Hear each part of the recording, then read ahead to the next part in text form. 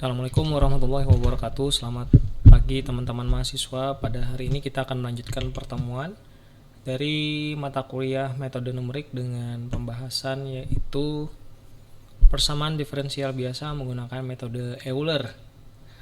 Jadi ada beberapa hal yang kita akan pelajari gitu ya terkait persamaan ini, karena sebelumnya kita berfokus kepada integrasi, sekarang kita akan berfokus kepada persamaan diferensial atau pendekatan diferensial. Jadi metode Euler ini merupakan metode numerik yang paling sederhana teman-temannya untuk menyelesaikan persamaan diferensial biasa orde pertama. Jadi catatannya loh, orde pertama dengan menggantikan kurva solusi dengan persamaan garis lurus singgung gitu ya. Jadi ada tangan nanti pada titik awal setiap langkahnya gitu teman-teman. Nanti ini sudah kelihatan ya di depan layar ini, di visual kalian bisa lihat gitu ya, ada beberapa garis singgung, ada kurva X dan juga Y gitu ya. Jadi di mana garis merah itu merupakan pendekatan menggunakan Euler teman-teman. Jadi saya tuliskan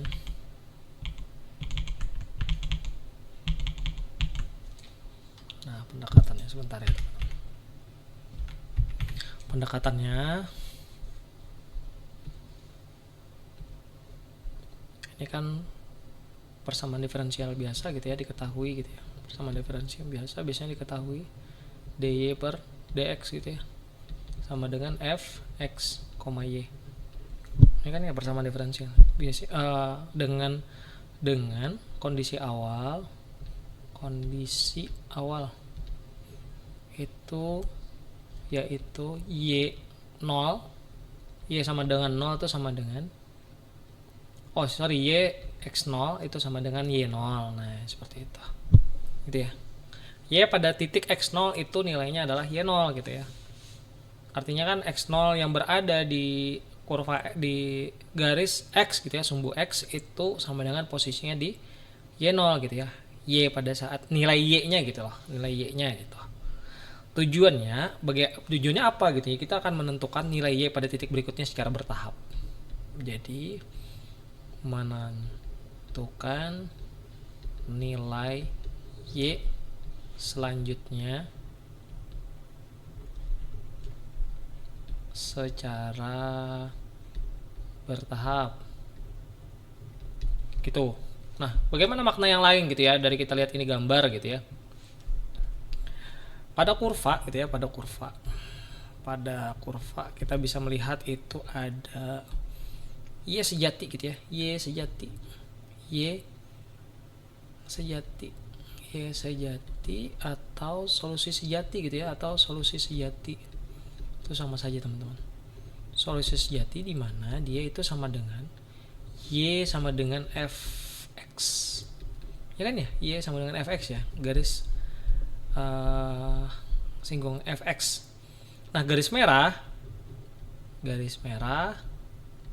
itu merupakan sama dengan pendekatan yang putus-putus, pendekatan Euler.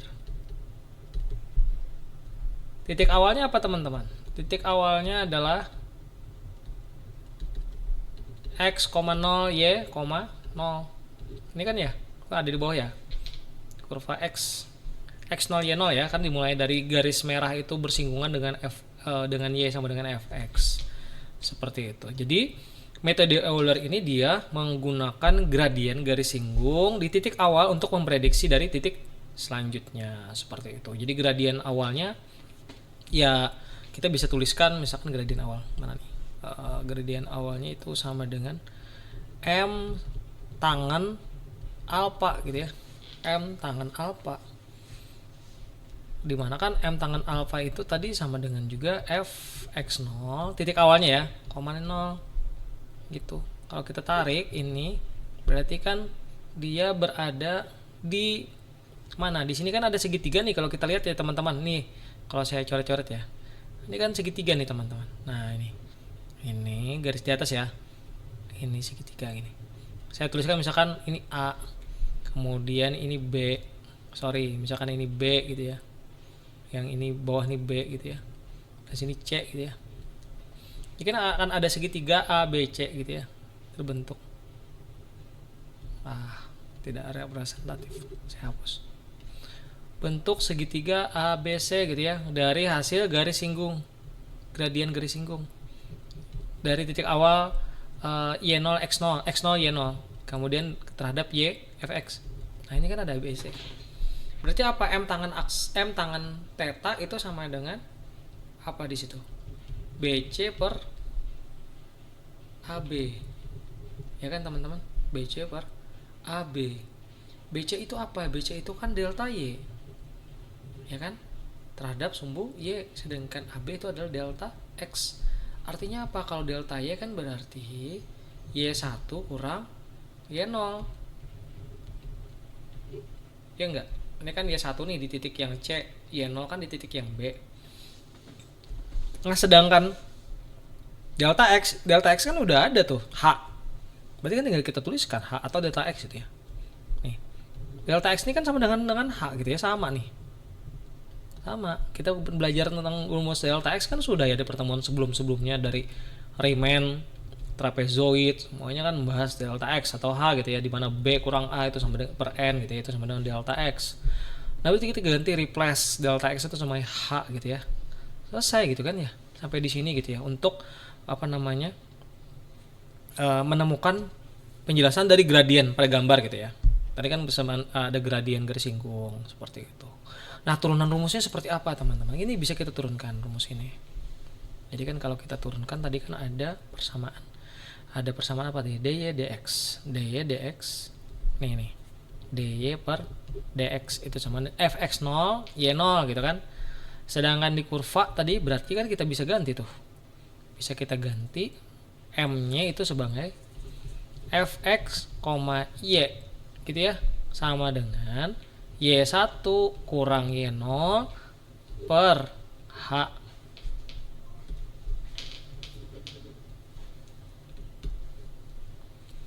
Y1 kurang Y0 per H. Ya kan? Benar ya teman-teman ya. Nah, masing-masing ruas antara kiri dan kanan kita bagi dengan H gitu ya, agar kita kalikan dengan H. Agar di ruas sisi kiri dan sisi kanan itu dihilangkan H-nya kan, sedangkan di sisi kanan akan muncul H gitu. Jadi rumusnya HF kali HFX, HFY gitu ya, sama dengan Y1 kurang Y0. Ya, benar ya teman-teman ya. Seperti itu ya teman-teman. Sehingga jika kita uraikan lebih lanjut ya teman-teman, agar tidak ada minus di sisi kanan, berarti kan sisi kanan dan sisi kiri kita jumlahkan dengan Y0 plus Y0. Berarti kan kalau kita pindah ruas gitu ya, berarti kan Y1 kan positif negatif Y0 tambah positif Y0, berarti kan habis nih.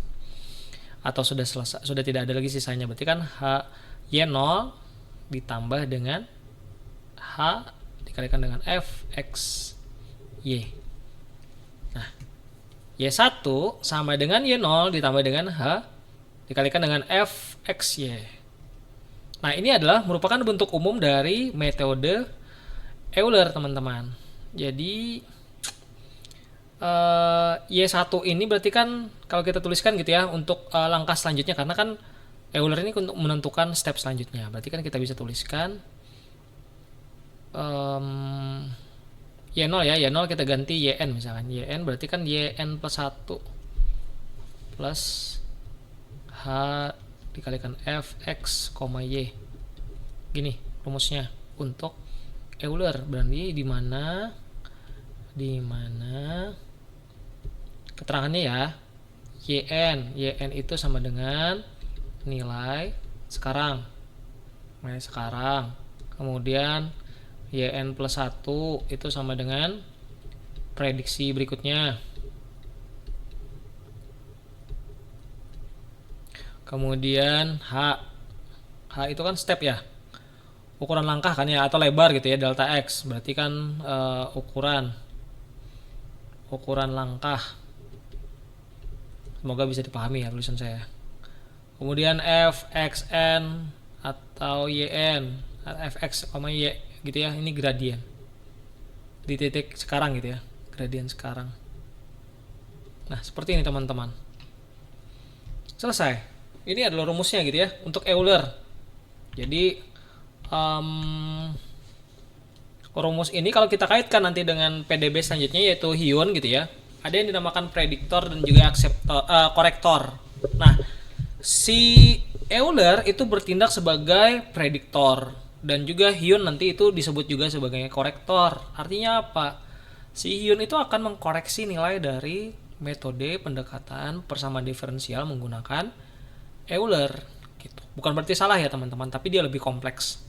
Dia lebih sempit, tetapi perhitungan lebih kompleks dibandingkan si Euler. Nanti akan kita bahas di pertemuan selanjutnya. Seperti itu.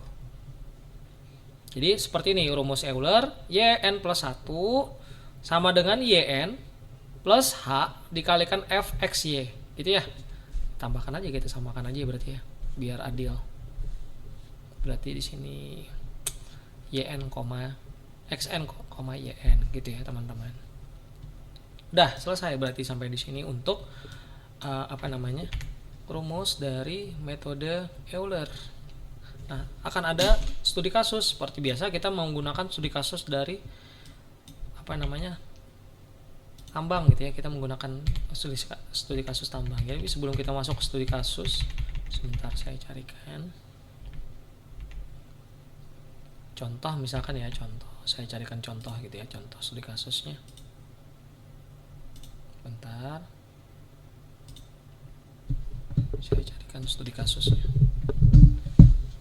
Misal kita ambil studi kasus yang sudah saya masukkan juga ya teman-teman, boleh dicek di e-learningnya. Ada contoh misalkan di situ. Tapi ini contohnya agak agak kompleks ya. Coba saya carikan dulu contoh.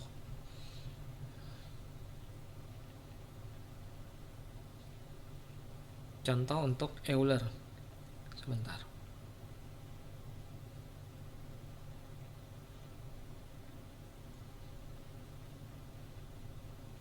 Persamaan Euler.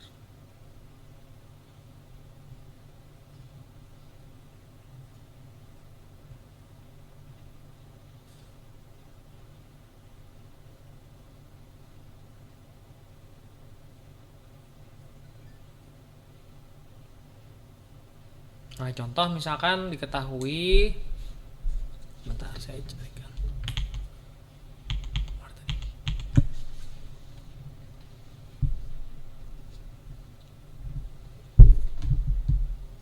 Contoh misalkan diketahui ya suatu persamaan dari integrasi, yaitu ini contoh ya, contoh. Coba nanti dikerjakan ya teman-teman.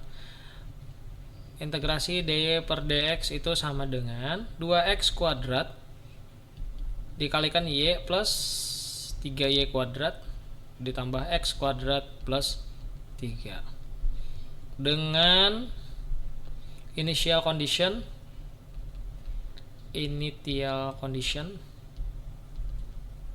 itu sama dengan x0 itu sama dengan 1, x0 sama dengan 1, kemudian y0 nya sama dengan 1 gitu.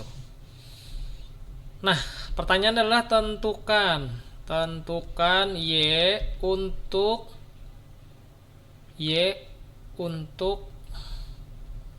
x sama dengan 1,2. X 1,2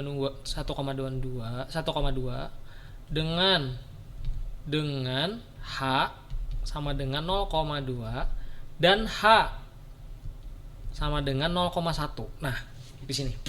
Sebelum kalian bertanya, saya sudah memberikan jawaban duluan gitu ya, bahwa di soal, Pak, kenapa kok hanya ada 2 gitu ya, 0,1 dan 0,2. Nah, itu. Jadi kan untuk prediktor di Euler, kalian bisa mengcompare gitu ya antara perhitungan dari gradien garis singgung si daya dx ini gitu ya dengan menggunakan H 0,2 itu berapa angkanya. Kemudian akan kalian compare dengan H dengan nilai 0,1 gitu teman-teman. Seperti itu. Berarti kalau nilainya X1-nya 1, berarti kan H-nya 0,2, berarti kan Y0 itu sama dengan 1. plus H-nya 0,2. Berarti kan X1-nya sama dengan 1,2. Selesai. X1 sama dengan 1,2, berarti kan Y sama dengan X1 sama dengan 1,2. Tinggal kita masukkan rumus dari Y0 nya berarti kan 1. Y0 nya kan sama dengan 1 karena Y0 sama X0 kan sama 1. Plus H nya berarti 0,2. Posisi di titik X nya sama dengan 1,2 itu Y0 nya 1 dan juga H nya 0,2 gitu ya. Itu untuk yang pertama. Sedangkan untuk yang kedua berarti kan tinggal menyesuaikan. Berarti untuk yang kedua tinggal dijumlahkan dengan 0,1. Ketika X-nya di 1,1 atau 1 tambah 0,1 itu Y-nya berapa gitu ya. Misalkan tadi ada perhitungan gitu ya, didapat tadi 1,9 misalkan gitu ya. Maka 1,9 ditambah dengan H-nya berapa gitu ya pada saat perhitungan sebelumnya. Sehingga itu akan menentukan dari perhitungan selanjutnya Y1-nya berapa, Y sejatinya berapa gitu.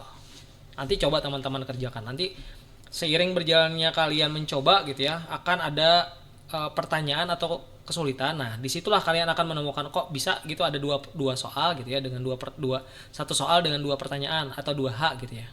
Tapi akan menemukan jawabannya di situ juga gitu karena hanya ada 2. Dan kalian bisa mencoba-coba kok hanya ada 2, berarti kan tinggal ganti hanya ada yang 0,1 ada yang 0,2. Sedangkan fx0 dan y0 kan tinggal kalian masukkan ke ddx nya karena kan ddx nya sudah ada tuh persamaannya 2x kuadrat kali y plus 3y kuadrat ditambah dengan 3x kuadrat plus 3.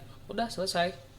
Nanti akan didapat misalkan pada h nya 0,2, y pada saat x 1,2 itu berapa nilainya. Seperti itu teman-teman. Dicoba ya setelah ini karena materinya hanya sesingkat itu untuk yang Euler. Nanti kita akan lanjutkan ke Hyun. Ini untuk kasus yang secara analitik. Saya coba carikan yang studi kasus untuk di pertambangan teman-teman ya. Karena untuk di metode numerik itu studi kasusnya saya usahakan dari aplikasi pertambangan. Euler ya, Euler ini. Nah ini studi kasus yang pertambangan. Tapi sebelum kalian masuk ke studi kasus yang di bidang pertambangan gitu ya, sebaiknya kerjakan dulu yang matematis analitik tadi. Ini untuk studi kasus prediksi penurunan kadar air lumpur tambang gitu ya. Di sini saya bacakan soalnya gitu ya teman-teman. Soal ini juga sudah saya upload di e-learning. Silahkan nanti dikerjakan baik menggunakan pendekatan Excel atau misalkan menggunakan Python juga silahkan teman-teman. Jadi di sini sudah diberikan formulasi baik metode Euler-nya atau pendekatan perhitungan dari penurunan kadar air lumpurnya. Jadi kalau di sini pada proses pengolahan biji nikel laterit di pabrik pengolahan lumpur atau slurry gitu ya, hasil pencucian mengandung kadar air yang tinggi.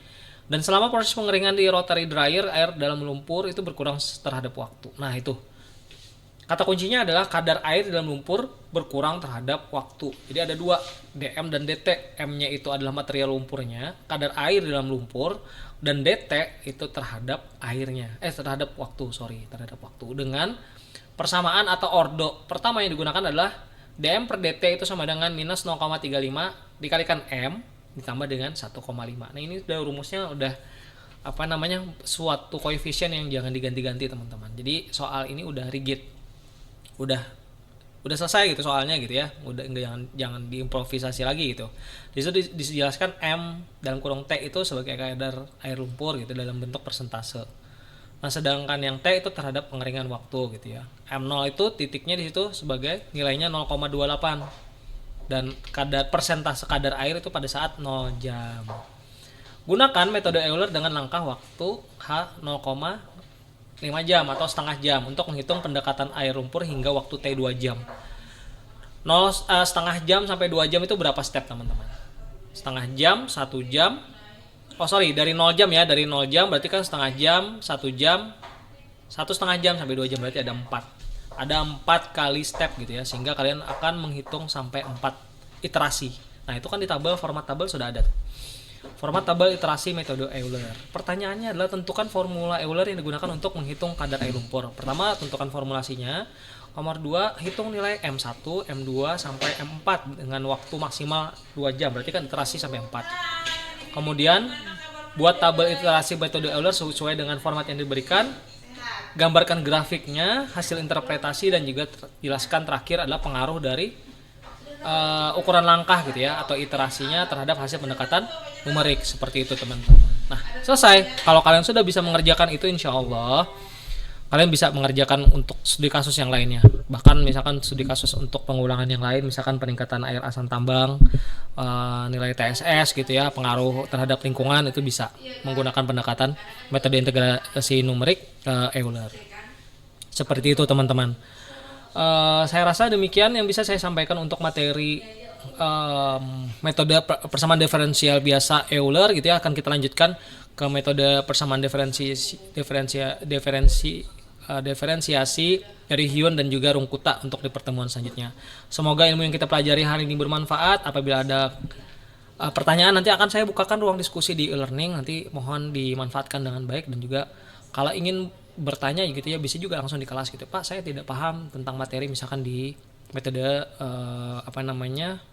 integrasi numerik bagian misalkan yang lalu gitu ya, misalkan trapezoid gitu ya, yang dibahas, silahkan gitu ya. Saya mohon maaf, saya akhiri kuliah hari ini. Ucapan alhamdulillah. Assalamualaikum warahmatullahi wabarakatuh. Terima kasih teman-teman.